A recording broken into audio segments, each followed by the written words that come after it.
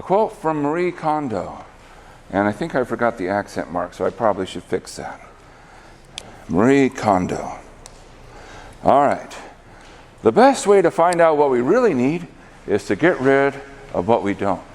Now, if you're trying to think about who is Marie Kondo, you might remember she's a Japanese, I don't know what her official title would be. Let's say declutterer. And she encouraged people to say, what brings you joy? Keep that. What doesn't bring you joy? Don't keep that. But there's something to this idea. Focus on the essentials. Sometimes we try to keep track of way too many things. Keep track of the tools that give you the answers. You don't need a million different ways. Just a handful of techniques. Focus on what you need. And don't try to keep what you don't. As far as what we're doing today, our goals, we're going to do more practice with finding inverses so that we can be ready should the need arise. And, well, when it comes to things like homeworks and quizzes, the needs will arise. And as a reminder, how do you do it? Well, if I want to find the inverse of a matrix A, I create an augmented matrix where A is on the left, I is on the right. And then through a series of row operations, I change this A to I. Now, if I can't succeed, no inverse exists. But if I can succeed, then whatever's on the right is A inverse. So that's our procedure. So, all right, good. After doing some of these problems, you might get to the point of like, can't computers do this? And I'll tell you, yes, computers love matrices. And in a very real sense, computers are basically big matrix machines. You may have heard of companies like NVIDIA. They're doing pretty well these days. What do? They make chips that basically are really good at matrices. AI built off of that. Like, matrices are running the world. And even the idea of matrix multiplication, one of the sort of exciting breakthroughs that AI actually did was AI said, I can multiply two 4x4 matrices a tiny bit faster. In other words, reduce the number of operations. And it might not seem like much, but that idea of I can speed up matrix multiplication, that's worth a lot of money. So matrices are very popular these days. Unfortunately, as you probably know, on the exam, you won't get the fancy calculators, so you will have to know how to do the procedures. All right, so, sorry, let's get back to where we were. The second thing we'll talk about is solving systems with matrices. So hopefully, no big surprises. All right, let's begin. So we're going to start with 2 by 2, and essentially we're going to just completely solve inverses for 2 by 2 matrices. So we're going to leave this as very abstract. So A, B, C, D are just symbols, and you just put in whatever you need them to be. And we're going to find A, B, C, D inverse. So this notation here is we have a matrix. We're finding the inverse of the matrix. And then there's going to be a question, for which choices of A, B, C does an inverse exist? And we'll see what comes out. So for right now, we'll just have blind faith that A, B, C, and D will give us what we need. So we begin with our procedure. All right, so we have the matrix A, B, C, D on the left, the identity matrix on the right. And as a reminder, the identity matrix, it's not the matrix with all ones, it's the matrix with the ones on the diagonal and zeros elsewhere.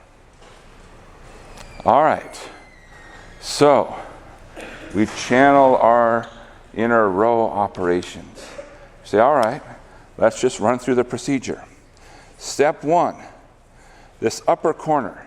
Currently it says A. What do we want it to be? 1.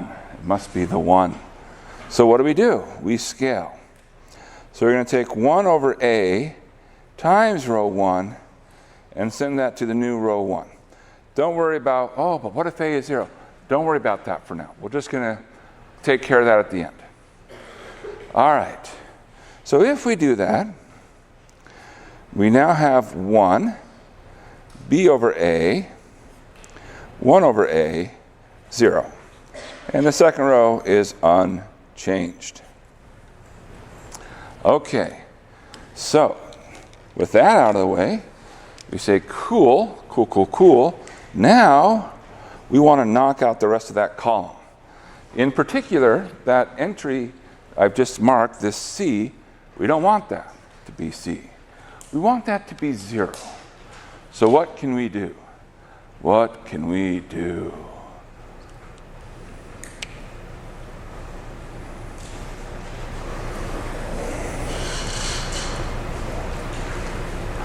Well, for row operations, there's only 3. Swap, scale, neither of those will give us what we want, and add a multiple of one to the other. So that's the one we're going to use. All right, so we're going to take the first row and use it to knock something out of the second row. So we're going to use this 1 to get rid of that C. So we're going to take minus C row 1 plus row 2. That's going to give us our new row 2. So we're adding a multiple there. Say, all right, well, good. What'll that do? Well, it won't change the first row. Still is what we have there. But now, minus C plus C, 0. Then we have minus C times B over A plus D, which is going to get crowded, but it becomes D minus CB over A. And then we're going to get minus C over A plus 0. So that's minus C over A. Then we're going to get 0 plus 1. And before we do anything else with this one, let's just clean it up a little bit, get a common denominator in this term. So you get 1, B over A, 1 over A, 0. And then we're going to get 0. Here, common denominator should be A. So we get A, D minus B, C over A, minus C over A, 1.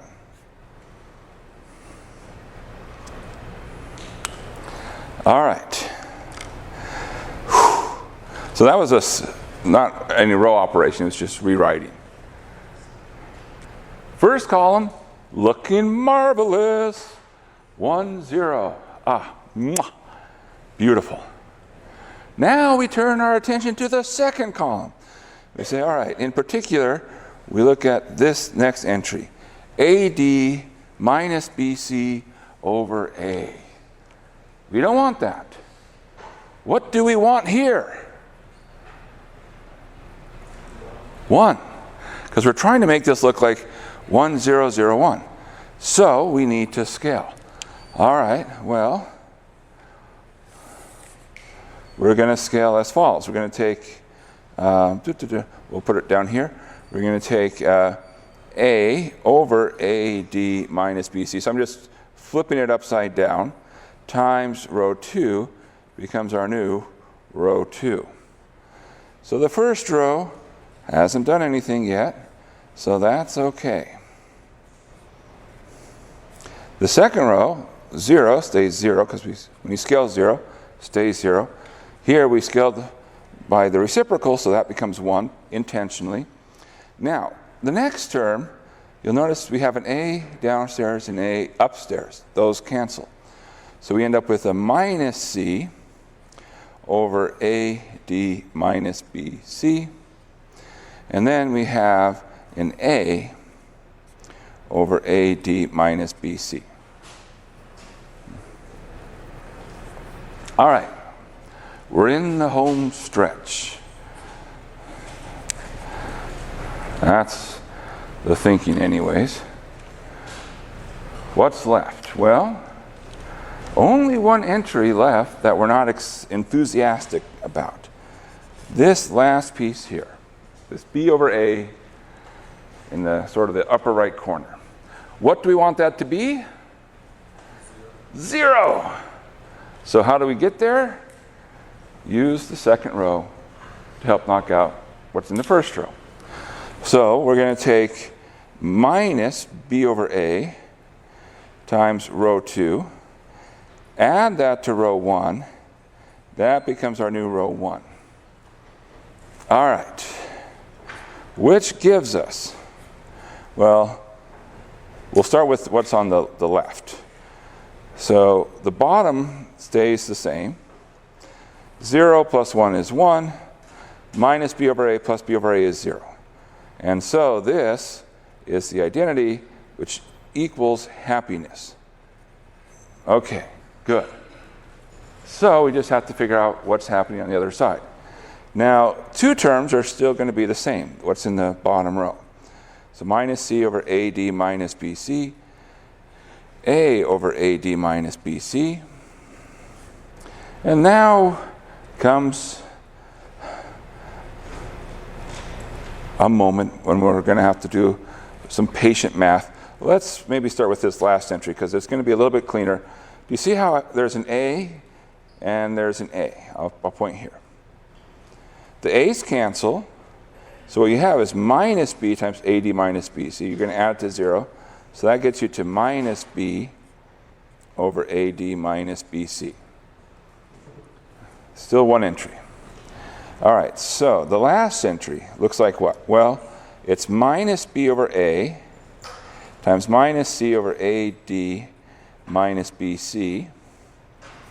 And now, so that's multiplying by minus b over a times this entry. Add that to 1 over a.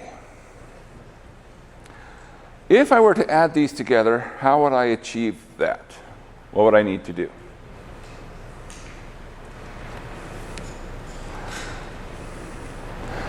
And what if I didn't have a calculator? Okay, you don't have a calculator. Then what do you do? Well, if you're adding fractions, what do you need to get? Common denominator. They both have a's, so we're going to add an ad minus bc over an ad minus bc. So I'm multiplying the second term by 1, but such that the denominators are the same. So if we do this operation, we'll get from the first term bc, then we have a times ad minus bc. Then from the second term, we're going to get plus ad minus bc. What happens? The bc's cancel. Wow. Does anything else cancel?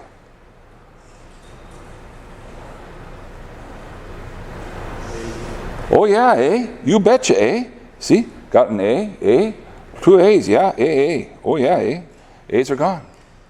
So what's left? We have D over AD minus BC. So this is our inverse. All right, so the claim, all this work is to say A, B, C, D inverse. And let's make it easier to write. Do you notice all these 4 terms, they have something in common. The AD minus BC downstairs. If they all have something in common, it's like they were all scaled by the same amount. So we can pull out the scaling factor. That's allowed. So I'm going to go ahead and do that. That's 1 over AD minus BC. And then if we pull it out, we get D minus B minus C A.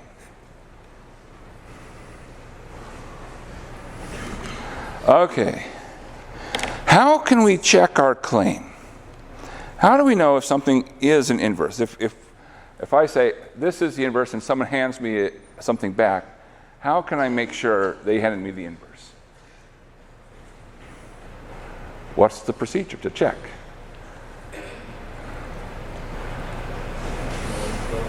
multiplication. Because if I have the inverse, I can always multiply and say, does this do what the inverse is supposed to do? So it doesn't matter which order you multiply them together. So we'll say, okay, take A, B, C, D, times it by 1 over AD minus BC, D minus B minus CA. Now the scaling factor, you can just pull that out into the front. And let's do the multiplication of the two matrices. So we're going to get AD minus BC. That's in the upper left, the 1, 1 entry. First row, first column. Then we're going to get minus AB plus AB. That's the 2, 2 entry. Then we're going to get C times D, and D times minus C, which becomes CD minus CD. Then lastly, we'll get minus BC and a plus AD. So carrying out the 2 by 2 multiplication. Well, what happens to these off-diagonal terms? The minus AB plus AB? 0. CD minus CD? 0. Now here you might say, that's not 0. But notice we're scaling it. So when you scale by AD minus BC, 1 over that, what do you get up there? Well, it becomes 1. And notice this is also AD minus BC, which becomes a 1. So it is the inverse. Now, the big question.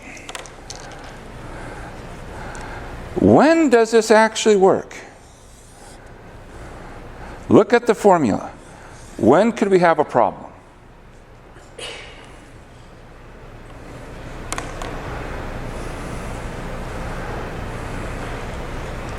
Is this never going to have a problem, or might we face an issue at some point?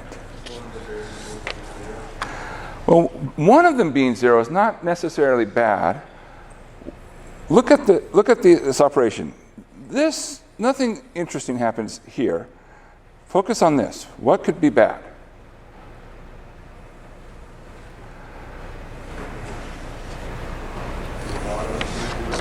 Yeah, this expression.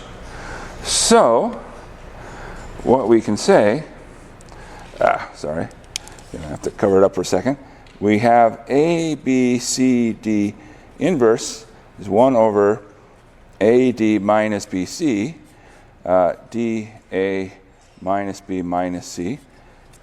Let me just make sure I copy that. Yep. This is the inverse if AD minus BC is non-zero. When AD minus BC does equal 0, no inverse. It cannot be done. So the question about whether or not there's an inverse boils down to this one single quantity. Now, depending upon how much you've seen about matrices, you may have seen this number before. It's a very big number when it comes to matrices. This AD minus BC goes by the name determinant. We're not going to talk about it other than to just say in passing, people are interested in this number. Now, we can actually say a little bit more. What does it mean that AD minus BC equals 0? Well, that's the equivalent to saying that A times D equals B times C. And at this point, you're like, okay, I'll buy that. That's a true statement. That's equivalent to saying that A divided by C is B divided by D. And that's also true. But now you might say, but what does this mean? And I'll tell you what it means. If you go back to your original matrix, if you look at A, B, C, D, what this says is the amount I need to multiply to get from A to C is the same as the amount I have to multiply to get from B to D. So what this means is that the rows are multiples of each other. So if you see a 2 by 2 matrix, you basically can tell whether or not it's invertible. You just have to ask yourself the question: are the two rows multiples of each other? In other words, can I scale the first row by a number and get the second row? If the answer is yes, it's not invertible. If the answer is no, it's invertible. So this is the invertibility test for 2 by 2.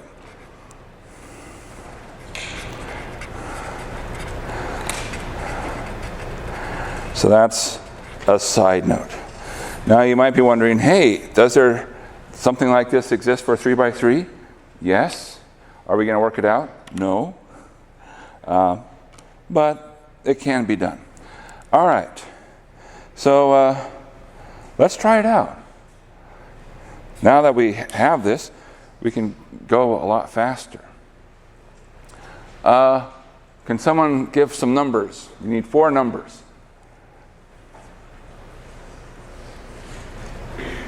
I can give numbers if you don't want to. 3. 8.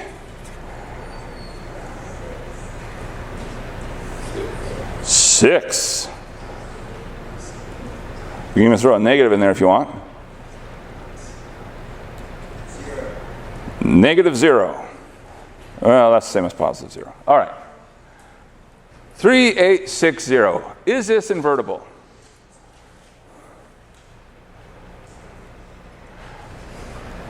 If you scale, can you scale one row to get the other row? The answer is no. If it were, how much do you have to scale 3 by to get 6? That's scaled by 2. Scaling 8 by 2 gives you 16, not 0. So it's invertible. I claim we can write down the inverse without doing any work, because we know this formula now. All right, so it's 1 over, and what you do is you take AD, which is going down the diagonal. So A times D, 0. Subtract B times C, 48. Now, the next part. You're going to do a swap on the diagonal, because if you look, you have AD, but then it swaps to DA. So instead of being 3, 0, it becomes 0, 3. So you swap the diagonal, and then in the off diagonals, you say, well, what happens to those? Well, those also follow a very simple thing. What changed? Negatives. So you get a -8 and a -6. And that's the inverse. You can clean it up a little bit, but that's it. So it's a nice little handy rule. If you were to multiply the -1 over 48 in, this would become 0. -8 over -48, 1 over 6. -6 over -48, 1 over 8. 3 over -48, -1 over 16. So that's what it looks like, a little bit simplified. So once you get the hang of it, 2 by 2s are pretty straightforward, which means we need to step up our game. What comes next?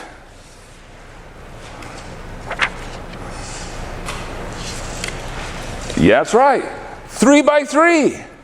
Woohoo! Nice! All right, we have enough time. We can finish one of these. No, come on. Of course we'll finish one of them. Hopefully we'll finish more than one. All right, so what changes? At the end of the day, not much. We just have more steps involved.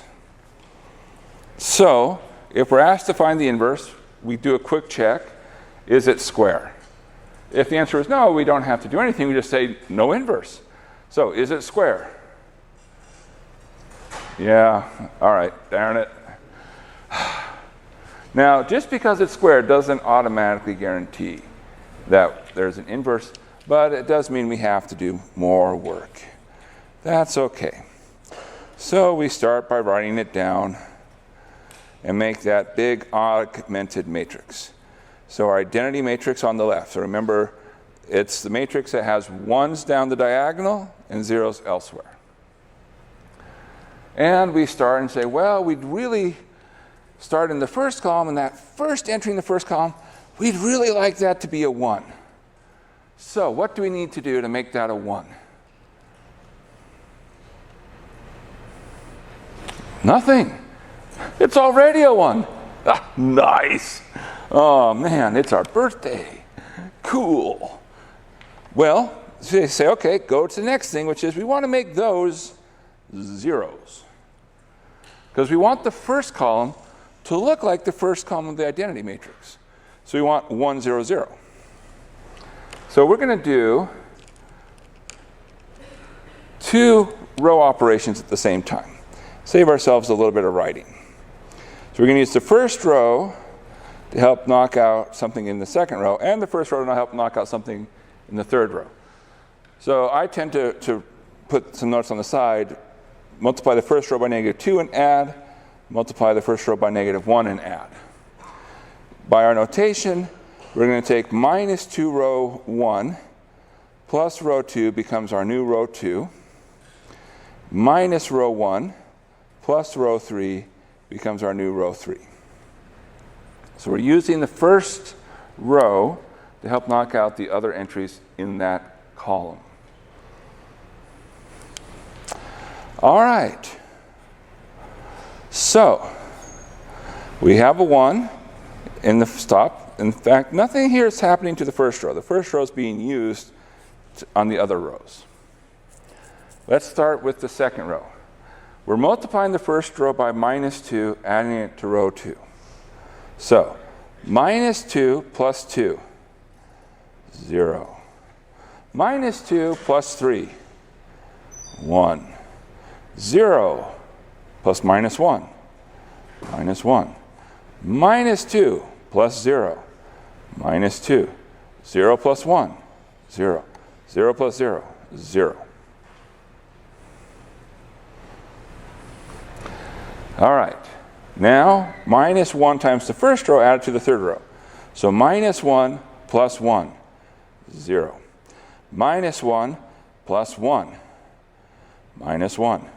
0 plus 2, 2. -1 plus 1, -1. 0 plus 0, 0. 0 plus 1, 1.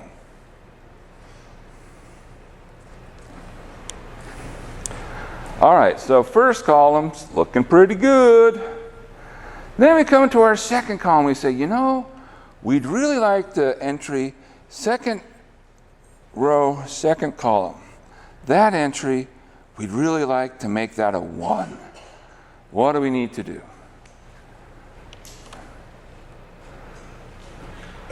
It's already there. Oh, man, nice. So we say, okay, now that that's a 1, we need to do something to the rest of that column. We need to knock out the other entries. Remember, our goal is to make it look like the identity. The first column, it's all snazzy. Now we're trying to make the second column look like 0, 1, 0. Since we got the 1, we need to use that to knock out the other terms to get zeros. All right. So we're going to use the second row. If we multiply the second row by -1, add up, and multiply the second row by 1 and add down, that will take care of our problems. In particular, minus row 2 plus row 1 becomes our new row 1, and row 2 plus row 3 becomes our new row 3.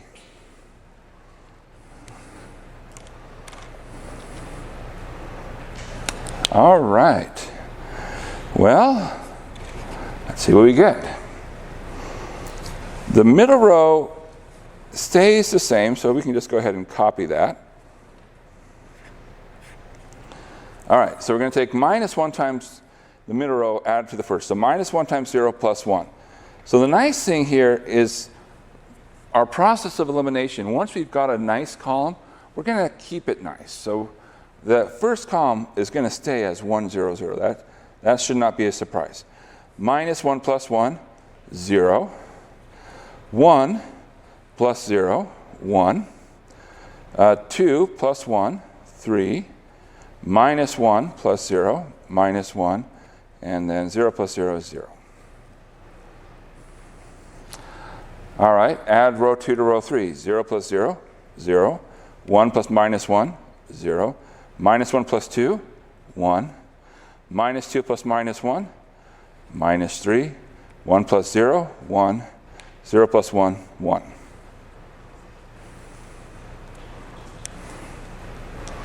All right. We're doing great. We've got 2 columns done. Now we come to the third column.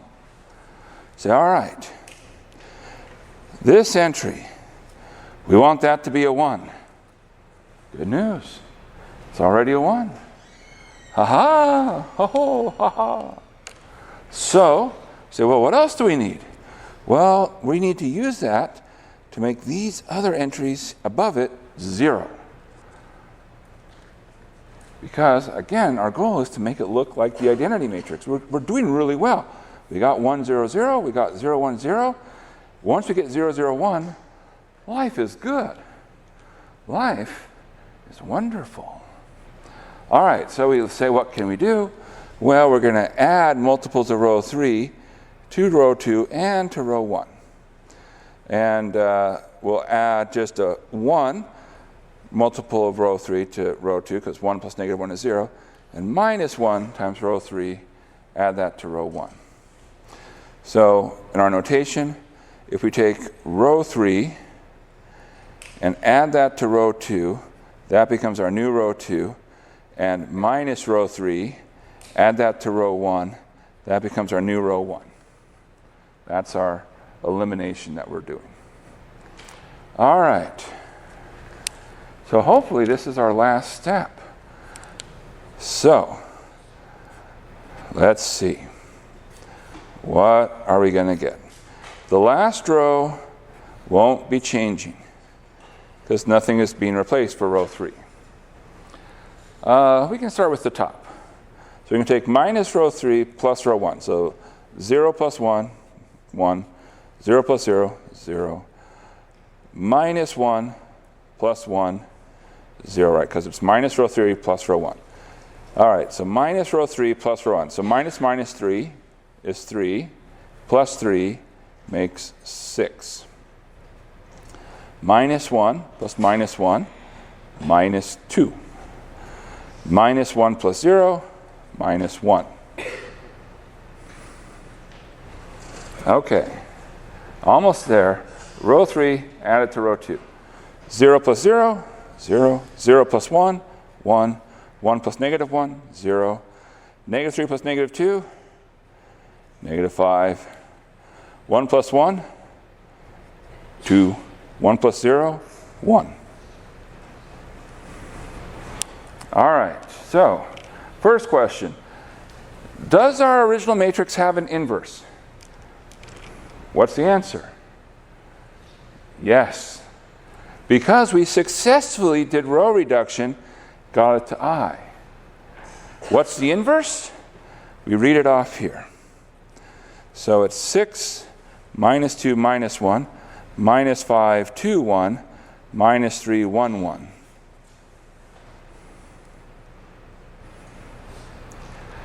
All right.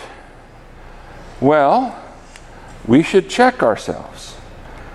It's one of the great things about math is oftentimes we get the ability to check to see if we did it right. What's our check? Yeah, we're going to multiply and see what we get. All right, so we'll do our check. And the nice thing is, now we don't have to leave saying, I hope I got it right. We can say, for sure, yes, I know I got it right, or yes, I know I definitely got it wrong. But hopefully, we're not going to leave saying, I know I got it wrong. Instead, we'll say, well, let me work on it again, because I want to get the points. I want to get all the points. Okay, so multiplying a 3 by 3 times a 3 by 3. Now, we can cheat and say we think we know what the answer is, because we know what the answer should be, but we should actually do it, right? So, remember that when you're doing matrix multiplication, whoops.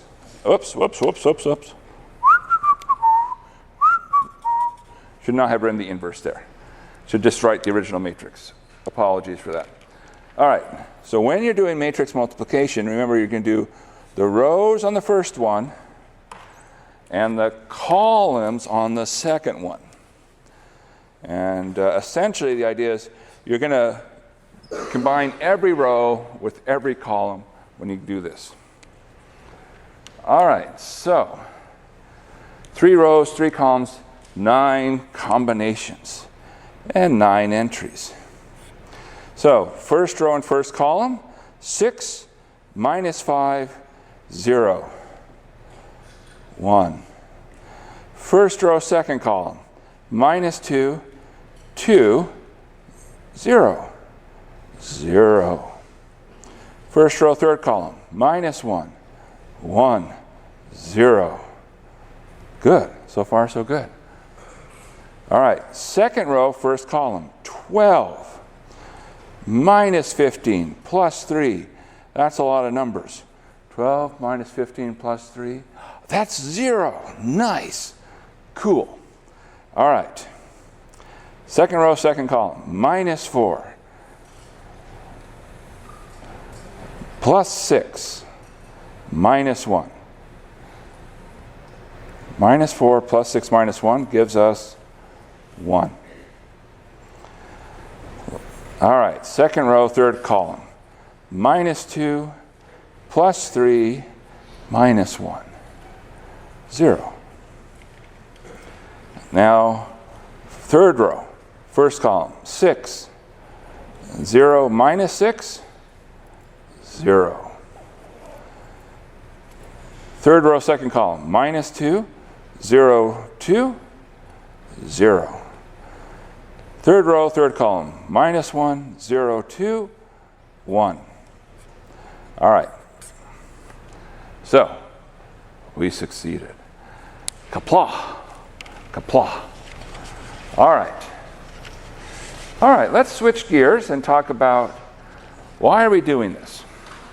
Well, okay, before we leave this, any questions about the process?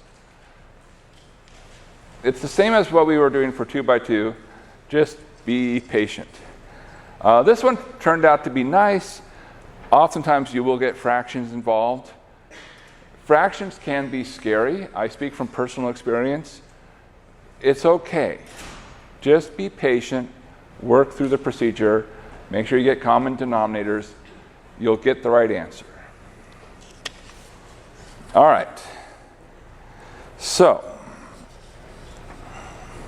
our goal is we want to solve things that have the form A times X equals B. So I'm thinking if A is a nice square matrix, X, that's what we're trying to find. So that's like our X1, X2, X3, or XYZ, or whatever symbols you want to use. And B is something which is a column of constants. And we say, okay, I want to get X.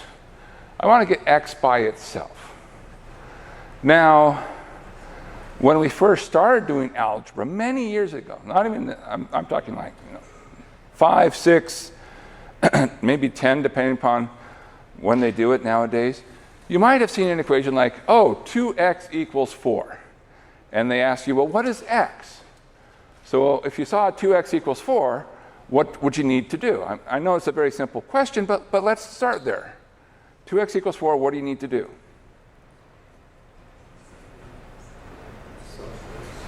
Like divide by 2, right? You need to get rid of the 2. Move the 2 to the other side. And the way you move the 2 to the other side was division. There's another way to think of it, is to say, oh, when I was dividing by 2, I was really multiplying by a half. Like, okay, I can believe that. Well, why do I phrase it that way? Well, 2 and a half have the relationship that 1/2 is the inverse of 2. So you multiplied both sides by the inverse to help move the 2 across. So we want to do the same thing. So we say, okay, I want to move that a. I want to get rid of it because I just want the x. So I'm going to multiply by the inverse of a.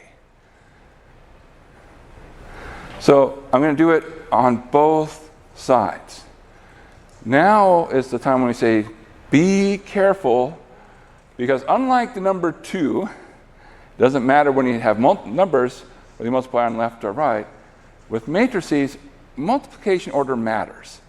So I'm going to multiply both sides on the left by a inverse. So be consistent. Whatever you do to one side, you have to consistently do to the other side.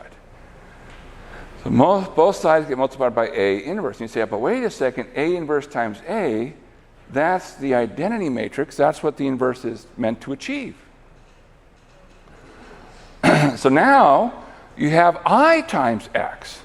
But then you say, well, wait a second, I know what I does. I is like the number 1. And that whatever you multiply by, you get the result that you started without. So I times x is just another way of saying x. So x is a inverse b.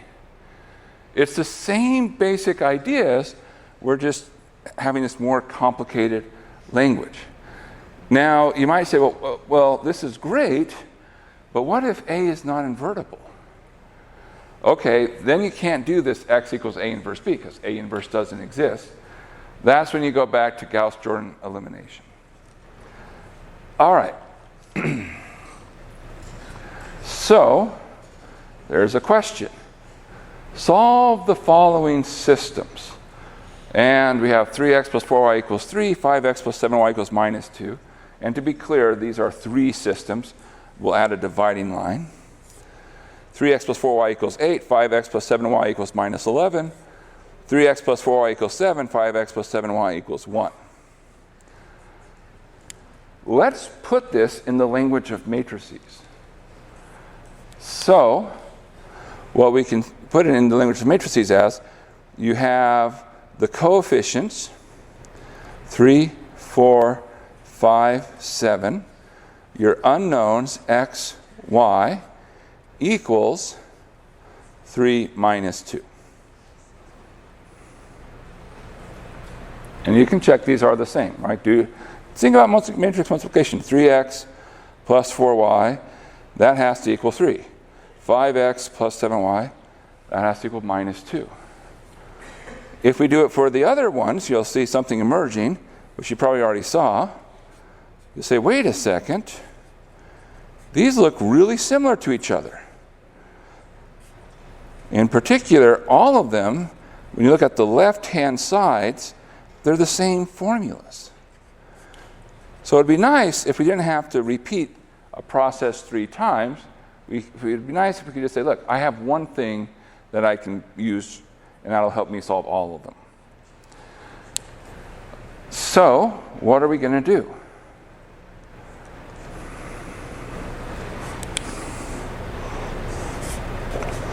How do we get x, y? Well, what do we need to find? This is our A. This is our matrix X. This is our B. What do we need?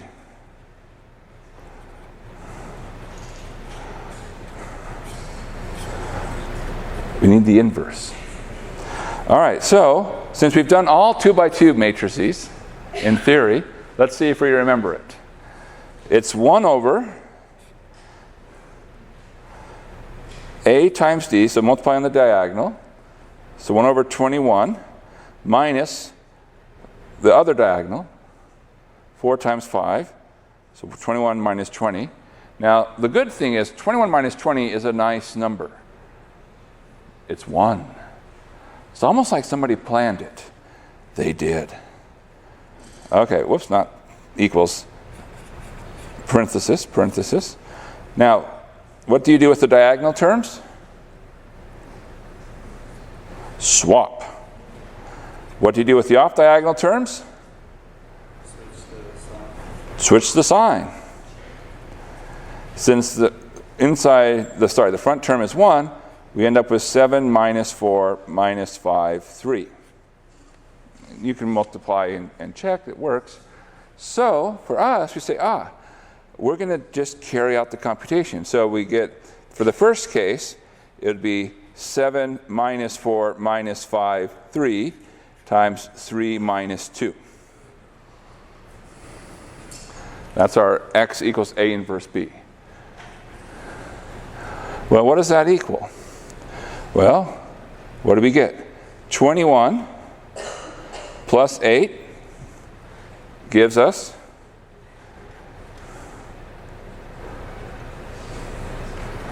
21 plus 8 gives us 29. Minus 15 minus 6 gives us minus 21.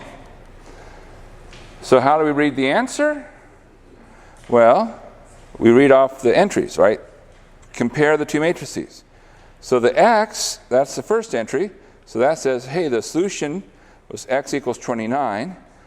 Y is the second entry. Y equals negative 21.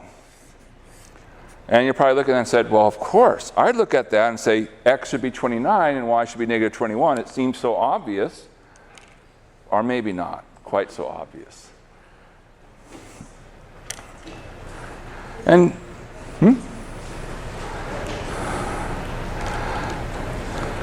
and you can check. You can plug these back in. 3 times 29, for all our fans of the numbers 3 times 29. 3 times 29 is 87. 4 times negative 21, negative 84.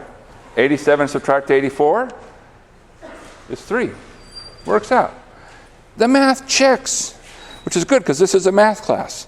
All right, so the nice thing is we can just now carry it through for the other cases as well. I have the same inverse. I can use the same machinery. I carry out the same process. So here, we'll get 56 plus 44, making a nice 100, minus 40, minus 33, minus 73. So then we get x equals 100, y equals negative 73.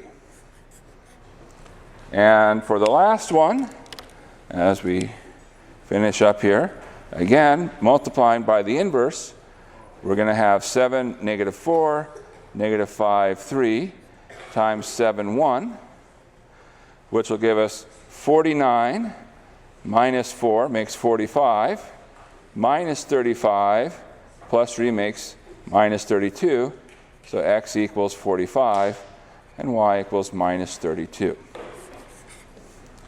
So any one of these would have felt terrible to do, would have taken us a while, but now that we have the machinery, it's like, hey, we have the same tool, we can use it over and over and over.